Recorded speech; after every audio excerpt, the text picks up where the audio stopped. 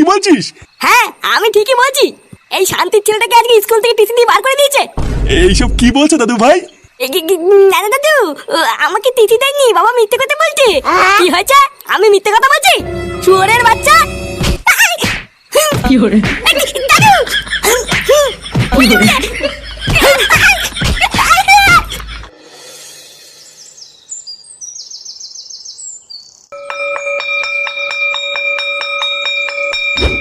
আরে না না, এইরকম বারোচোদা ছেলেকে আমি আমার স্কুলে আর কোনোদিন নেবো না।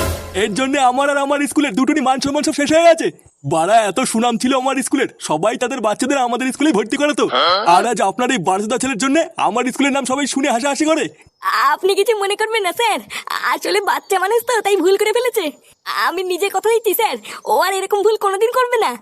আপনি দেখবেন আমার ছেলে যেমন আপনার স্কুলের নাম মান সম্মান সব ডুবিয়ে দিয়েছে, তেমন আপনাদের স্কুলের মুখ উজ্জ্বল করবে। আরে মশাই না, আপনার ছেলে আমাদের স্কুলের মুখ অনেক উজ্জ্বল করেছে, আর কওয়া লাগবে না।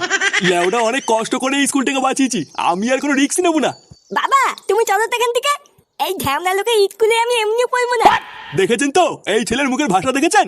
বাড়া আমি হলাম এই স্কুলের প্রিন্সিপাল, আর আমাকে কি ধরনের ভাষা দিচ্ছে।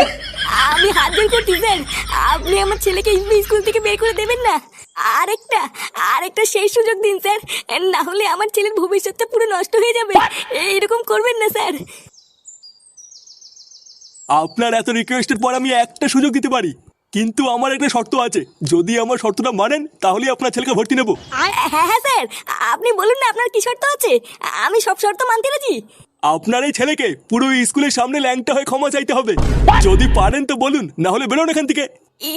না না স্যার, পারবি না কেন? আমার ছেলে সব পারবে। কি রে, পারবি না? বালা আমি বলি স্কুলের সামনে ল্যাংটা হবো নাকি? ভুদার বাল তুমি হও কি ল্যাংটা? আর তুই না, তুই আমাকে ল্যাংটা হতে বললি তো।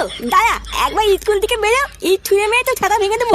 কি হয়েছে তোর এত বড় সাহস? যত বড় মুখ না তত বড় কথা। চুদির ভাই কি